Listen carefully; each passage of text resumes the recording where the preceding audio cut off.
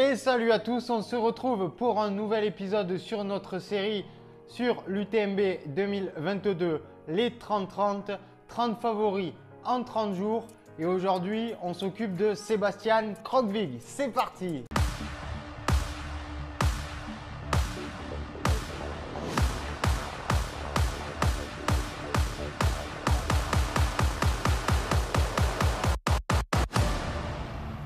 Allez, alors on est parti pour Sébastien Krogvig. Qui est-il? D'où vient-il? Quel est son palmarès et quel sera mon pronostic pour son UTMB? C'est ce qu'on va voir tout de suite. Alors, de son nom complet, Erik Sébastien Krogvig est un ultra-trailer norvégien de 34 ans. Il fait partie du team Dynafit et a un index UTMB de 872 points sur 100 miles, ce qui le classe à la 19e place au rang mondial. Voilà. Du coup, Sébastien, pour revenir un peu sur ses débuts dans le sport, Sébastien, un bon Norvégien, eh bien, c'était un skieur de fond qui avait un bon niveau national, mais il n'a jamais couru aux mondiaux, en championnat du monde ou en Coupe du Monde. Donc il est resté au niveau national et c'est en 2014 qu'il va épingler son premier dossard sur un trail, un format 80 km au Royaume-Uni où il va se classer pour sa première course à la seconde place. Alors vous me direz peut-être une course à saucisson, voilà, il a terminé deuxième. Pas vraiment, puisqu'il termine juste derrière Jonathan Albon. Jonathan Albon, pour ceux qui ne savent pas, c'est celui qui vient de remporter le marathon du Mont Blanc cette année, donc un client. Voilà, donc déjà, dès son premier dossard, Sébastien Krogvig en impose et montre qu'il est là. Après, il faut savoir que c'est quelqu'un qui fait pas beaucoup de courses chaque année. Il va faire une ou deux, trois max courses par an en trail. Donc difficile de se faire un avis sur lui. Mais ce qu'on sait, c'est que quand il s'aligne sur une course, c'est qu'il est prêt. Et généralement, ça fait très mal et c'est souvent en podium, voire victoire. Donc voilà pour Seb Krogvig. Si on continue un peu sur son palmarès, en 2015, 2016, 2017, il va enchaîner des podiums et notamment il finira troisième sur le Lavaredo. Donc encore une fois, un beau résultat. 2018, il va abandonner sur la CCC. Et à partir de là, il va y avoir quelques années creuses en 2019 et 2020.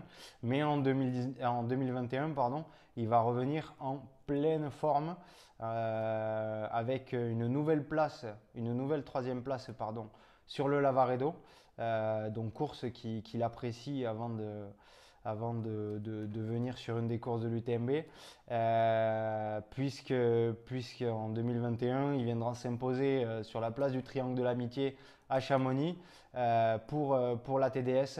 Après une course incroyable et une bataille magnifique avec Benoît Girondel, il viendra prendre la première place de cette TDS 2021.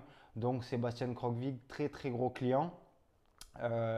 Cette année, Sébastien s'est aligné en Andorre sur le Trail Andorra 100.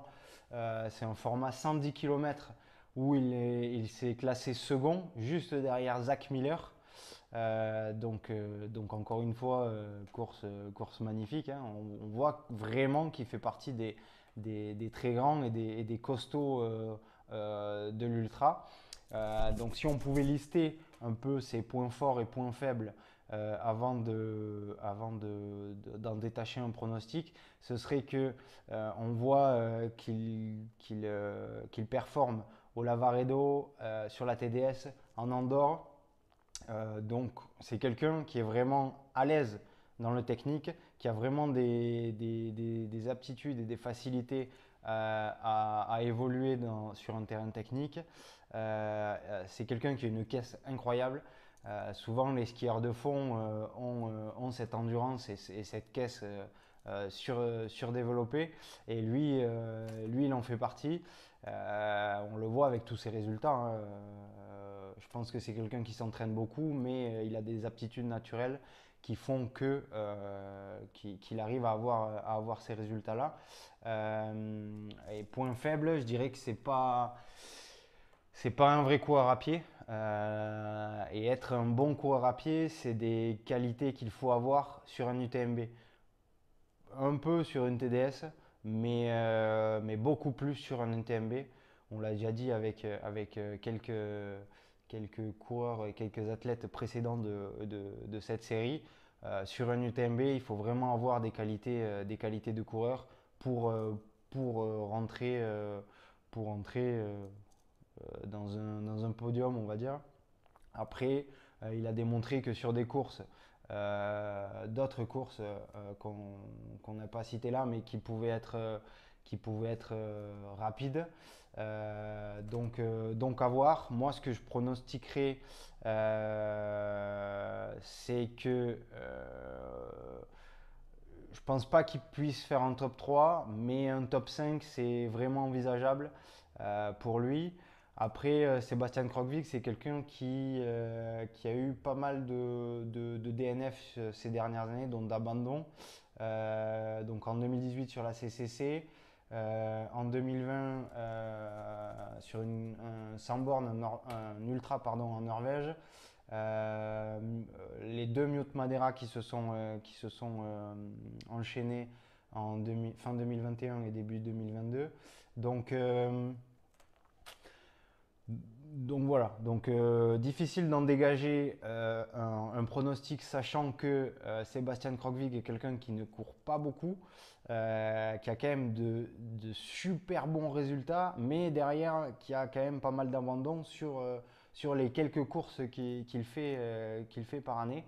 Donc difficile d'en détacher un résultat, mais si tout se passe bien, je pense qu'il peut viser un top 5, un top 10 à coup sûr si tout se passe bien, et un top 5, réalisable pour lui.